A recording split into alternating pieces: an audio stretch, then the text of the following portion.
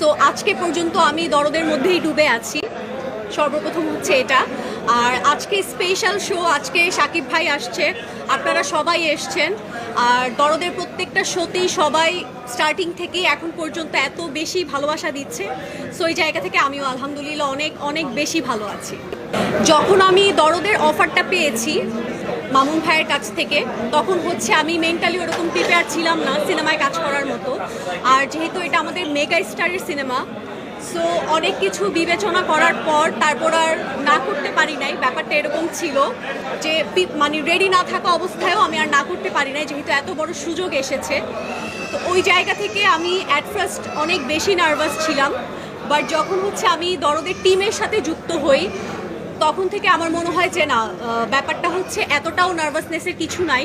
এখানে সবাই এত বেশি সাপোর্টিভ, এত বেশি ফ্রেন্ডলি, সবাই অনেক বেশি সাপোর্ট করেছে অ্যাজ এ ফ্রেশার হিসেবে আমাকে। ওই জায়গা থেকে আলহামদুলিল্লাহ আমি আমার কাজটা সুন্দরভাবে করতে পেরেছি। কি ছিল বলবো, এটা আমি যে আমার লাক আমাকে প্রেফার করেছে ওই জায়গা থেকে, যেহেতু অপরচুনিটিটা আমার কাছে এসেছে। আর সবচাইতে মজার বিষয় ছিল যে আমার যে দরদের ক্যারেক্টারটা, ওইটার সাথে আমার যে রিয়েল লাইফ বা আমার যে প্রফেশনটা ছিল, আমি তো অ্যাজ এ মডেল হিসেবেই আমার ইন্ডাস্ট্রিতে এন্ট্রি।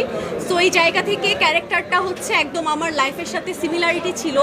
এই জন্য হচ্ছে আমি কাজটা আরও ভালো মতো করতে পেরেছি।